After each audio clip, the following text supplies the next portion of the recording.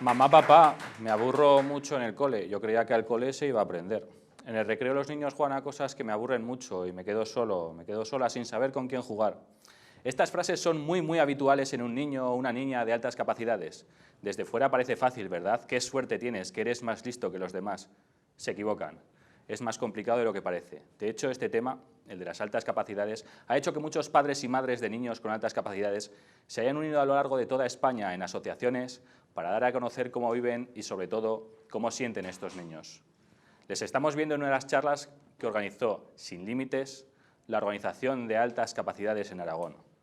Nosotros se lo contaremos hoy. ¿Qué supone ser un niño de altas capacidades? Una persona de altas capacidades es una persona cuyo desarrollo cerebral es diferente a lo que podría ser un desarrollo normalizado. Por tanto, rasgos de creatividad, rasgos de operaciones mentales y fundamentalmente rasgos de personalidad son diferentes, lo que le lleva a vivir, sentir y estar en el mundo de forma diferente. Laura, Diego, bienvenidos. Gracias. ¿Qué sentís al estar aquí? Pues un poquito de nervios, solo un poquito. Sí, bueno, no te preocupes. Aquí al fin y al cabo vamos a hablarnos de tu vida realmente, o sea que no lo vas a hacer mal, es imposible. Primero, Laura, ¿cómo te enteraste? ¿Cuándo fue el momento en que te enteraste de lo que tenía Diego, de las capacidades de Diego? Pues mira, fue cuando terminó cuarto de primaria. Le hicimos una evaluación y allí nos comentaron que tenía altas capacidades, cuando tenía 10 años. Y tú ahora, Diego, tienes 13 años. Sí. Entonces, ¿tú sospechaste algo en el momento en que empezaste a notar estos...?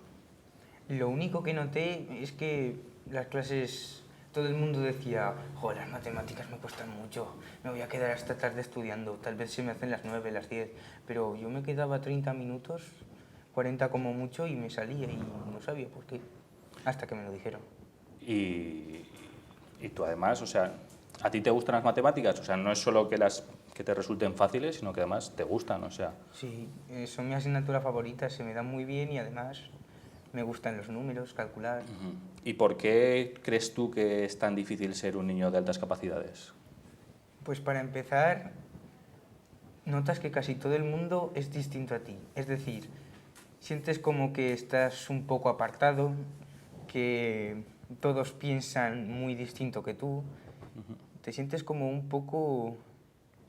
No sé, es muy difícil de expresar. Pero lo que sí sé es que cuando ya lo descubren, te lo cuentan, empiezas a notar un poco cómo cambian las cosas. Claro, como dificultades, por ejemplo, tenemos un vídeo sobre las dificultades del aprendizaje de los niños con altas capacidades.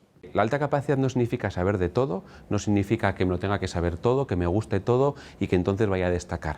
No, no, no. Yo tengo que hacer muchos procesos de aprendizaje y necesito que otras personas, mi padre, mi madre, profesores, me vayan enseñando a adaptarme a las cosas que voy viviendo. ¿Y tú, Laura, qué dificultades notas que tiene Diego en el día a día? Pues mira, sobre todo Diego tiene un perfil que es un niño que siempre está pensando en muchas cosas, podríamos llamarlo caótico. Entonces lo que más le dificulta es tareas cotidianas, como puede ser pues, ponerse el pijama, las zapatillas. Él está siempre pensando en otras cosas. Entonces para él resulta difícil la vida cotidiana, principalmente. Es muy desordenado, o a veces con los deberes pues no se apunta las cosas, no se acuerda, cosas así. Pero porque está pensando en otras cosas. O sea, tú siempre estás pensando en otras cosas. ¿Y por qué estás pensando en otras cosas? ¿Porque ese tipo de actividades te resultan cotidianas y fáciles, por ejemplo? No, porque me parece muy interesante en lo que pienso, es decir, yo siempre estoy pensando en una cosa y de repente pienso en otra, pero lo que sí es que en todo lo que pienso me gusta. Es básicamente todo lo que hay aquí aparta todo lo que hay a mi alrededor. ¿Y cómo te sentiste cuando te dijeron que tenías altas capacidades? Pues al principio no tenía ni idea de qué significaba eso. Normal. Entonces, después de decírmelo, me lo fueron explicando y entonces fue como que todo tuviera sentido, porque me sentía raro, porque a veces las cosas no eran normales, por así decirlo. Te sientes aliviado cuando te lo dicen. Claro, porque dices, bueno, no, es como, ahora ya sé quién soy realmente, ¿no? Sí, te descubres un poco a ti mismo. La alta capacidad implica pensar de forma diferente al resto de tus iguales de edad cronológica. Si se da un crecimiento anticipado de cómo tú eres, el sistema escolar lo que hace es envasarte por fecha de caducidad, con lo cual entonces tú lo que haces es estar en un grupo que, aunque por edad cronológica te corresponda, ni por edad emocional ni por edad mental te corresponde, y de ahí que se den en muchos casos desadaptaciones sociales. Y Diego, cuando fue diagnosticado y tal, realmente seguía siendo un niño. O sea, ¿cómo hacías tú para que la gente lo siguiera considerando un niño?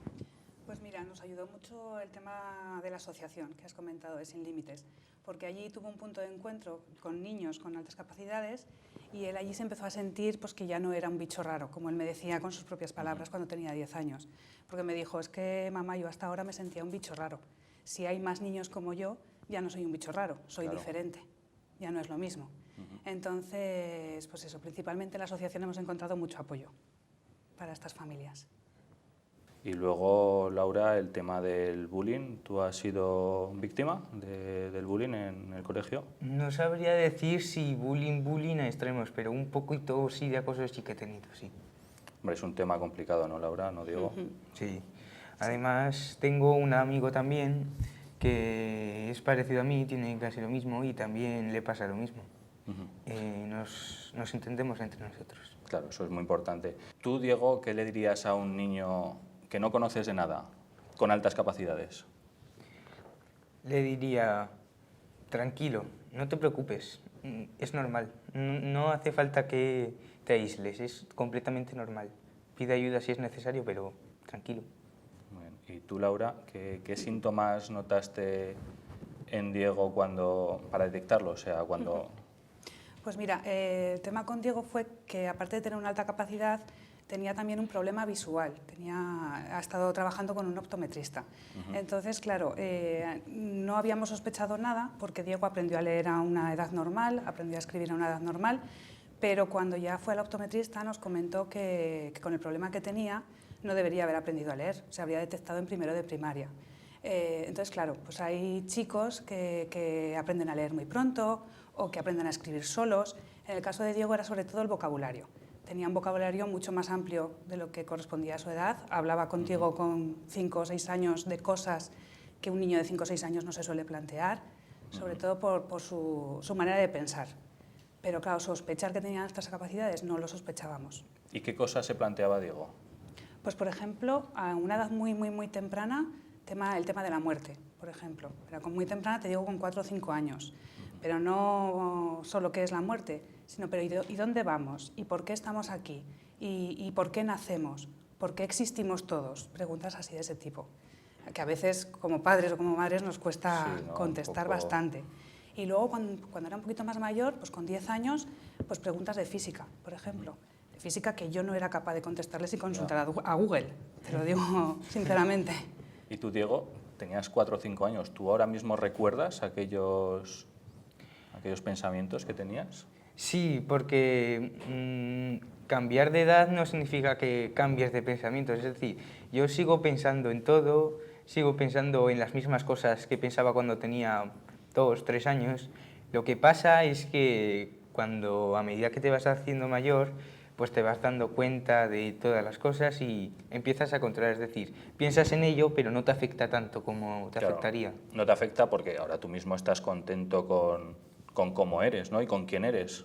Sí, es decir, cuando era pequeño y me planteaba temas como la muerte, por ejemplo, pues me sentía preocupado, agobiado y triste, pero ahora ya me concentro más en si tiene que llegar, que llegue, pero que sea un buen camino. Tú, Laura, ¿no crees que están hartos estos niños de altas capacidades de que se les considere como raritos, como los raritos de la clase? Claro, el tema es que, pues como he dicho, suelen tener un vocabulario diferente, les suele resultar todas las asignaturas sencillas, entonces claro, lo diferente a veces molesta o es lo que incomoda, ¿no? Y hay veces que lo que ha comentado, pues que le han tratado mal sus propios compañeros en alguna ocasión, porque no se entienden, no los entienden. Entonces, claro, necesitan sobre todo conocerse a sí mismos. Por eso yo creo que es fundamental el diagnóstico precoz, porque nosotros en nuestro caso no lo supimos hasta que tenía 10 años y yo creo que es fundamental saberlo cuanto antes. De hecho, en infantil ya se pueden hacer diagnósticos y puedes prepararles y puedes acompañarles mucho mejor. Y tú eres, ¿no, Laura? Estás asociada a la Asociación Sin Límites, ¿no? Eso es. ¿Qué medidas estáis tomando para intentar que se diagnostique a todos los niños con altas capacidades que ahora mismo no están diagnosticados y que no, igual que Diego, consiguió descubrirse a sí mismo, ellos no saben todavía quiénes son? Pues por un lado está el tema de visualizarnos, de que se nos conozca, de desmitificar a estos niños. No saben de todo, no lo saben todo, no lo tienen fácil solo por tener altas capacidades, al revés, suelen tener muchísimos más problemas que otros niños. Y sobre todo nos parece muy importante el tema de la atención en las aulas, que has comentado antes, el tema de las aulas, que reciban apoyos, que estén allí. Que los profesores tengan formación suficiente para acompañarlos, para ayudarles. Y ahora mismo la detección en Aragón es bajísima. Y de hecho, con la nueva normativa que se ha aprobado ahora, estos niños incluso van a desaparecer como niños con necesidades especiales. Entonces creo que eso es fundamental. Y desde la asociación estamos peleando para que se les reconozca, para que se les apoye y sobre todo para que se les ayude. ¿Y qué apoyos necesita un niño de altas capacidades para que pueda adaptarse y continuar desarrollándose? Pues mira, el tema en el aula es lo que hablábamos, el aburrimiento. Se aburren, se desmotivan y por eso a la larga incluso hay muchísimo fracaso escolar en este colectivo, lo cual resulta chocante. Entonces lo que necesitan pues quizás es sobre todo motivación, pues que les planteen retos los profesores o que les amplíen un poquito la materia.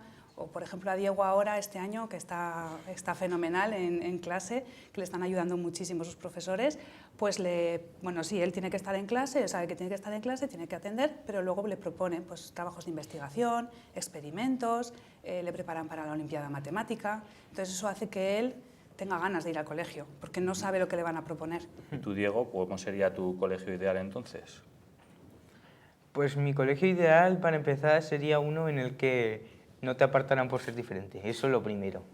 Y lo segundo, que pues no que las clases se dividieran, pero los que quisieran dar una cosa que la dieran y los que quisieran dar otra que también la dieran. Es decir, si todos queremos atender a una cosa, pero unos pocos entienden y quieren atender a esta cosa, ¿qué se pudiera hacer? Ahora, antes de que me lo dijeran, lo único que tenía que hacer era escuchar lo que me decían y repetirlo en un folio con preguntas, pero ahora es muy diferente. Ahora me piden cosas de bachiller y a veces de la universidad como mucho, pero... Claro, un poquito de diversidad. ¿Cuál es tu asignatura? Bueno, has dicho antes que las matemáticas, pero ¿hay alguna en la que te diviertes especialmente y qué partes también de la enseñanza te resultan súper aburridas? Pues hombre, a mí me gustan mucho las ciencias, las matemáticas y sobre todo la tecnología. Me encantan. Esas son mis 3 asignaturas favoritas.